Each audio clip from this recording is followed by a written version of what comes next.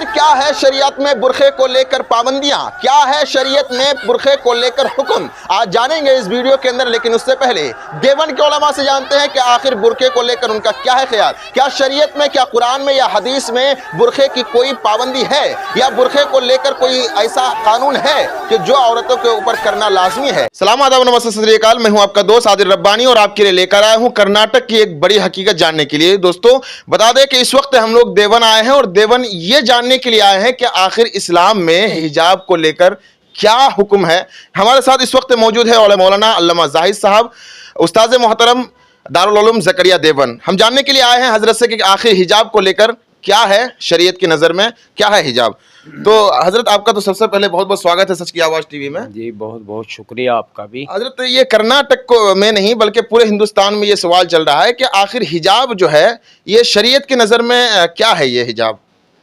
औज़ु बिल्लाहि मिनश शैतानिर रजीम, बिस्मिल्लाहिर रहमानिर रहीम। वक़रना फ़ी बुयूतिकुन्ना वला तबर्रजना तबर्रुजल जाहिलियतिल ऊला वक़ाल अल्लाहु तआला फ़िल क़ुरानिल मजीद अइज़न फ़सलूहुन्ना मिन वराइ हिजाब वक़ाल अल्लाहु तआला या अय्युहल्लज़ीना आमनू ला तदख़ुलू बुयूतन नबिय्यि इल्ला युअज़न लकुम वक़ाल अल्लाहु तआला अइज़न या अय्युहन नबिय्यु क़ुल लिअज़वाजिका व बनातिका व निसाइल मोमिनीना युदनीना अलैहिन्ना मिन जलाबिबिहिन। शरीयत की नज़र में ये जो हिजाब है ये फ़र्ज़ है। जिस तरह नमाज फ़र्ज़ है, रोज़ा है, इसी तरह ये भी औरतों के लिए फ़र्ज़ है। और इसके सिलसिले में तकरीबन कुरान करीम में 7 आयात मौजूद हैं जो हिजाब और पर्दे को ज़रूरी करार देती है, जिनमें से 4 आयतें सूरह अहज़ाब में हैं। मसलन फरमाया अल्लाह तबारक व तआला ने वक़रना फ़ी बुयूतिकुन्ना, आयत नंबर 33 सूरह अहज़ाब।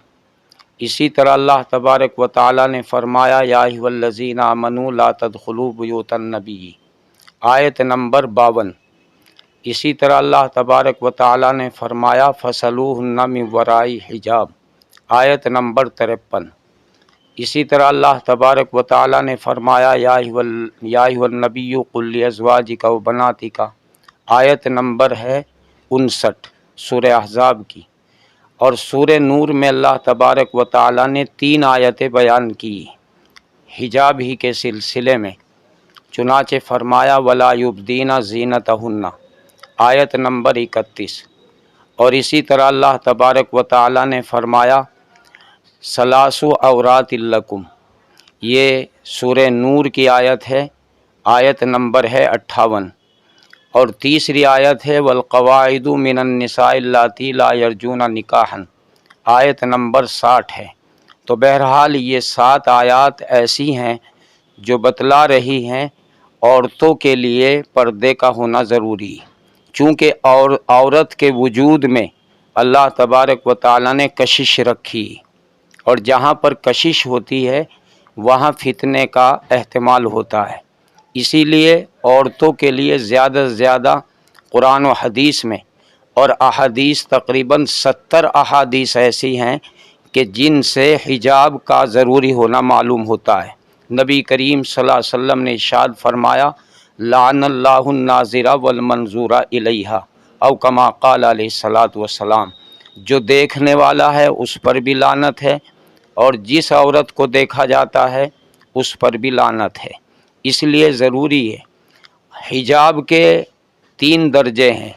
पहला दर्जा ये है कि हिजाब अशख़ास बिल बुयूत हो, यानी मर्दों से औरत का पर्दा हो।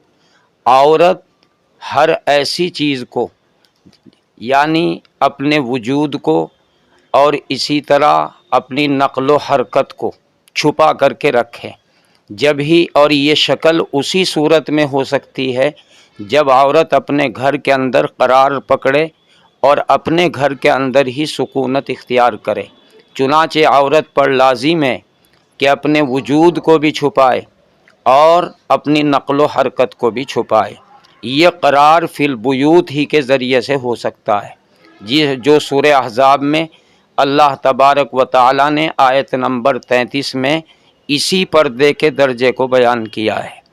اور دوسرا درجہ ہے کہ عورت کو چاہیے کہ اگر گھر سے باہر نکلنے کی ضرورت پڑے تو ایک لمبی چادر ہو جو سر سے لے کر کے پیر تک جو ہے وہ عورت کو چھپا لے، اور راستے کو دیکھنے کی ضرورت پڑتی ہے چونکہ، اس لیے اس کے لیے مسئلہ یہ ہے، حضرت عبداللہ ابن عباس نے ذکر فرمایا ہے کہ عورت ایک آنکھ کو کھول سکتی ہے، لہذا راستے کو دیکھنے کے لیے ایک آنکھ کے ذریعے سے وہ دیکھ سکتی ہے۔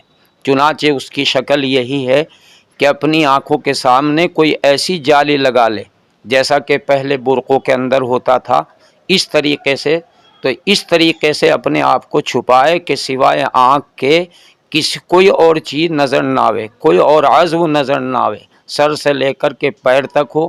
اور یہ اسی برقعے میں ہو سکتا ہے جو پہلے وقت میں ہماری بوڑھی عورتیں پہنتی تھی، جس کو برقع کہا جاتا تھا۔ اور اسی طرح لمبی چادر، قرآن کریم میں اللہ تبارک و تعالی نے آیت نمبر 59 میں سورہ احزاب میں نبی کریم صلی اللہ علیہ وسلم کو حکم دیا ہے کہ آپ کیا کیجئے، اپنی بیویوں کو اور اپنی بیٹیوں کو اور ایمان والی عورتوں کو اس بات کا حکم دیں کہ وہ سر سے لے کر کے پیر تک بڑی چادر کے ذریعے سے اپنے آپ کو چھپائیں۔ اور تیسرا درجہ حجاب کا یہ ہے کہ ضرورتاً آنکھ کیا کہتے ہیں، ہاتھ بھی، ہتھیلیوں کو بھی کھول سکتی ہے اور چہرے کو بھی کھول سکتی ہے، لیکن پورا بدن اس کا چھپا ہوا رہے۔ مگر چونکہ آج فتنے کا دور ہے، اس لیے بہتر یہ ہے کہ عورت ہتھیلی بھی نہ کھولے اور اپنے چہرے کو بھی نہ کھولے، اور یہی راجح قول ہے۔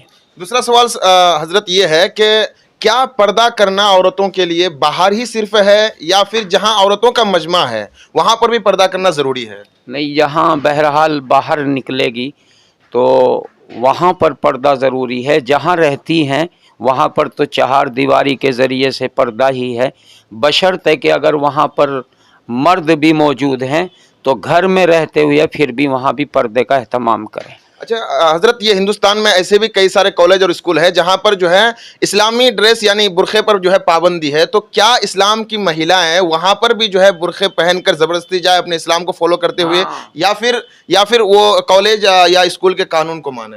نہیں، وہ جو اسلام کا قانون ہے اسی قانون پر عمل کرے اور حجاب ہی کو اختیار کرے۔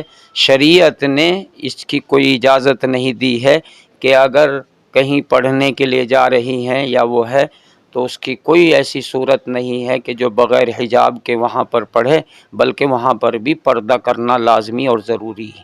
یہاں تک کہ اگر آدمی نابینا ہے تو اس سے بھی پردہ کرنا ضروری ہے۔ حضرت جناب نبی کریم صلی اللہ علیہ وسلم نے حضرت ام سلمہ کو جب حضرت عبداللہ ابن ام مکتوم تشریف لائے تو آپ علیہ السلام نے فرمایا کہ پردہ کر لو، تو حضرت ام سلمہ نے فرمایا یہ تو اللہ کے نبی، یہ تو نابینا ہے۔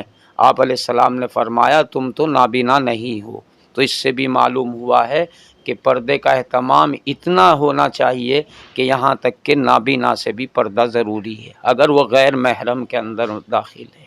چلیے، بہت بہت شکریہ۔ تو یہ تھے ہمارے استاذ محترم حضرت علامہ زاہد صاحب قاسمی، ابھی جو ہیں استاذ ہیں، دارالعلوم زکریا کے خدمت انجام دے رہے ہیں کئی سالوں سے، اور یہاں کے طلبہ یعنی کئی دور دراز سے طلبہ یہاں آتے ہیں اور حضرت سے استفادہ کر کے جاتے ہیں۔ تو آپ کو پتہ لگ گیا ہو کہ برقعے کی اہمیت شریعت کی نظر میں کیا ہے، چونکہ کورٹ میں پورا معاملہ چل رہا تھا، کورٹ نے یہ مانگی تھی کہ بھائی آخر جو ہے برقعے کو لے کر شریعت کا کیا حکم ہے، چونکہ اسی اعتبار سے ہم لوگ حکم دائر کریں گے۔ آپ کو امید کرتا ہوں کہ آپ کو سمجھ میں آ گیا ہوگا، امید کرتا ہوں کہ یہ ویڈیو آگے شیئر کر کے ہمارے اس ویڈیو کو اور اس سچائی کو دکھائیں گے۔ تب تک کے لیے اجازت دیجیے، جے ہند، خدا حافظ۔